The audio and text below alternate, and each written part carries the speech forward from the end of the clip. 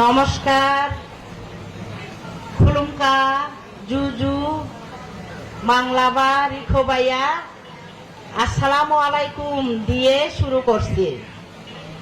আজকের আমাদের এই ত্রিপুরা ঐতিহ্যবাহী র্যালি শুরু হতে যাচ্ছে ত্রিপুরা সংসদের মাধ্যমে।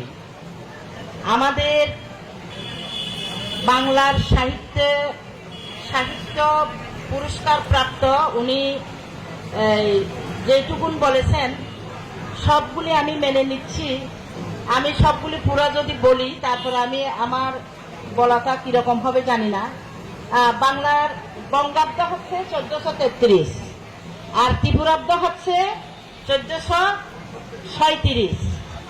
আমি উনার দিকে তাকিয়ে এটা শুনে মুগ্ধ হলাম।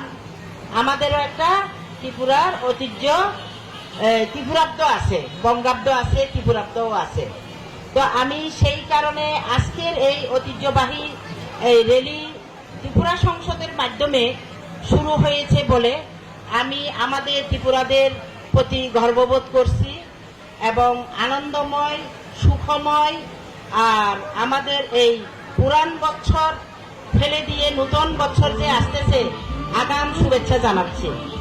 আমাদের এখানে ত্রিপুরা সংসদের টিম আছে, সভাপতি, সেক্রেটারি, উপদেষ্টাগণ আছেন এবং আরো এখানে জেলা প্রশাসনের প্রতিনিধি আছেন, পুলিশ সুপারের প্রতিনিধি আছেন এবং আমাদের জেলা বিএনপির সম্পাদক আছেন, আরো অন্যান্যরা সবাই আছেন, মান্যগণ্য ব্যক্তি এবং সাংবাদিক আপনারা সবাই আছেন। এই সহযোগিতায় অংশগ্রহণ করেছেন বলে আমি অত্যন্ত আনন্দিত এবং সকলের পক্ষ থেকে আপনাদেরকে ধন্যবাদ এবং কৃতজ্ঞতা প্রকাশ করছি।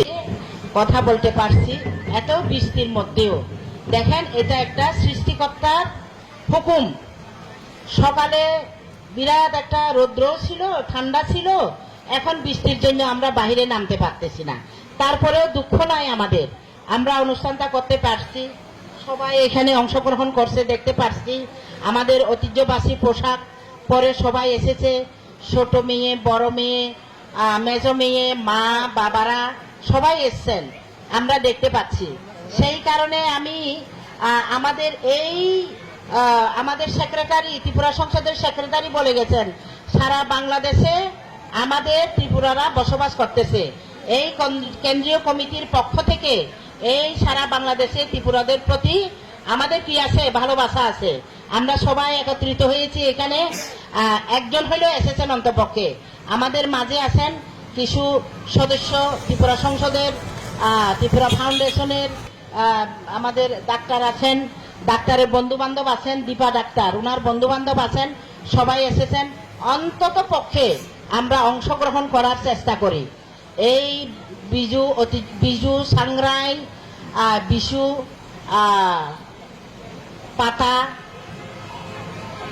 পাতা এই বিজুর উপলক্ষে আমরা সবাই একত্রিত হতে চাই। আমরা সেই 7 তারিখ থেকে জেলা পরিষদের মাধ্যমে র্যালি করেছি এবং আজকে আমাদের ত্রিপুরা সংসদের মাধ্যমে র্যালি হচ্ছে।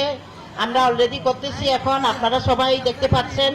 এবং আমরা 10 তারিখ, 11 তারিখ, 12 তারিখ প্রতিনিয়ত আমাদের ক্ষুদ্র ক্ষুদ্র ক্লাবের মাধ্যমে, উপজেলার মাধ্যমে, ইউনিয়নের মাধ্যমে এটা ঐতিহ্যবাহী বিশুতে সবাই সম্মিলিতভাবে পালন করতেছে, যে যার যেই সময় পায় সেইভাবে। আর 14 তারিখ হচ্ছে মারমাদের র্যালি হবে, আর হচ্ছে 12 তারিখ হচ্ছে মনে হয় চাকমাদের র্যালি হবে।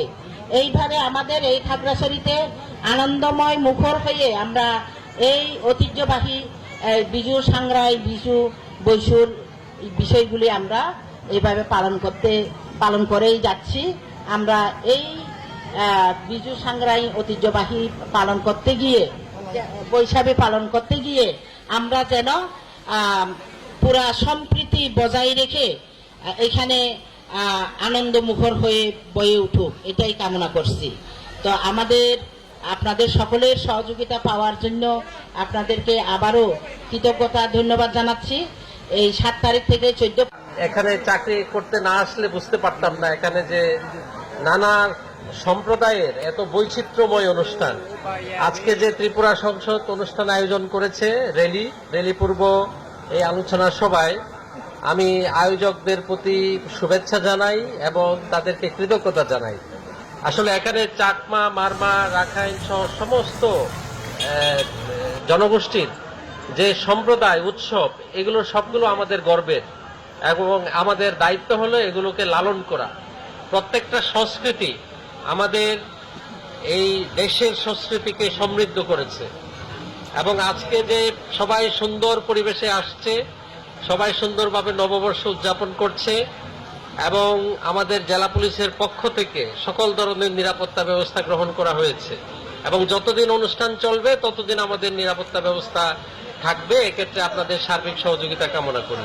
পরিশেষে এই নববর্ষের বার্তা আমাদের এই পাহাড়ে খাগড়াছড়িতে সকল সম্প্রদায়, ধর্ম, বর্ণ, জাতি নির্বিশেষে সবাই সুখে শান্তিতে একই কাতারে কাঁধ মিলিয়ে আমরা এই খাগড়াছড়ির উন্নয়নে এবং সম্প্রীতির বন্ধন অটুট রাখতে কাজ করে যাব, এই প্রত্যাশা ব্যক্ত করে সবাইকে শুভেচ্ছা জানিয়ে। খাগড়াছড়ি পার্বত্য জেলা একটি বৈচিত্র্যময় জেলা। এখানে চাকমা, মারমা, ত্রিপুরা সহ বিভিন্ন জাতিগোষ্ঠীর মানুষ একসাথে বসবাস করে এবং আমরা চাই এই ধারাটি অব্যাহত থাকুক এবং আজকের এই যে অনুষ্ঠানটা এবং সামনে যে চৈত্র সংক্রান্তি, এর মাধ্যমে যেন আমাদের পুরান বছর যেন সুন্দরভাবে অতিবাহিত হয় এবং নতুন বছরে আমরা যেন আমাদের সকলের যে কাজগুলো আছে সেগুলো যেন সুসংবদ্ধ সম্পাদন করতে পারি।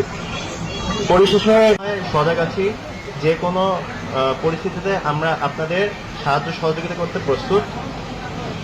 এছাড়া আমরা চাই আপনারা আপনাদের দিক থেকেও আপনাদের দায়িত্ব ও কর্তব্য সুন্দর মতো পালন করবেন।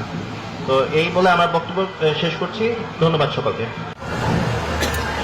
ত্রিপুরা জনগোষ্ঠীর প্রধান সামাজিক উৎসব, প্রাণের স্পন্দন উৎসরিত উৎসব, এই বৈশাখ উৎসব তিনটি মহিমায় মহিমান্বিত। আমরা সবাই জানি 365 দিনে বর্ষ পরিক্রমা শেষে পৃথিবী একবার সূর্যকে প্রদক্ষিণ করে এবং বিষুবরেখা অতিক্রান্ত করে। এই অতিক্রান্ত এই যে সন্ধিক্ষণ, এইটি বিশ্ব উৎসব এবং এটি জ্যোতিষশাস্ত্রে অত্যন্ত পবিত্র দিন। আমরা জানি 590 খ্রিস্টাব্দে ত্রিপুরা মহারাজা বীররাজ সমগ্র বঙ্গদেশ জয় করেছিলেন।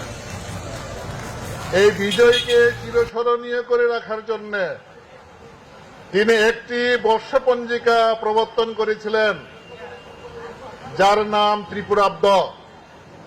এই বর্ষপঞ্জিকা এই বিষুব সংক্রান্তিতে উৎসর্গ হয়েছিল। আপনারা আরো দেখেছেন গড়িয়া নাচের যে আবেদন, এটিও বিষুব সংক্রান্তিতে হয়েছিল। গড়িয়া রণদেবতা, এই দেবতাকে, দেবতার আশীর্বাদ পাওয়ার জন্য ত্রিপুরা জনগোষ্ঠী প্রতি বছর এই বিষুব সংক্রান্তিতে আয়োজন করে থাকে। গড়িয়া যুদ্ধের দেবতা, কার সঙ্গে যুদ্ধ করব আমরা? এই যে আমরা আমাদের পুরানো বছরের জরা জীর্ণ, গ্লানি, চাওয়া না পাওয়া, দুঃখ, বিষাদ সবকিছুকে জলাঞ্জলি দিয়ে আমরা নববর্ষে পদার্পণ করছি এবং এই নববর্ষে পদার্পণ করার অর্থ হলো আমরা আবারও নতুন করে নতুন সজীবতায় আমরা আবারও সংসার জীবনে, জীবনচক্রে যুদ্ধে সামিল হচ্ছি।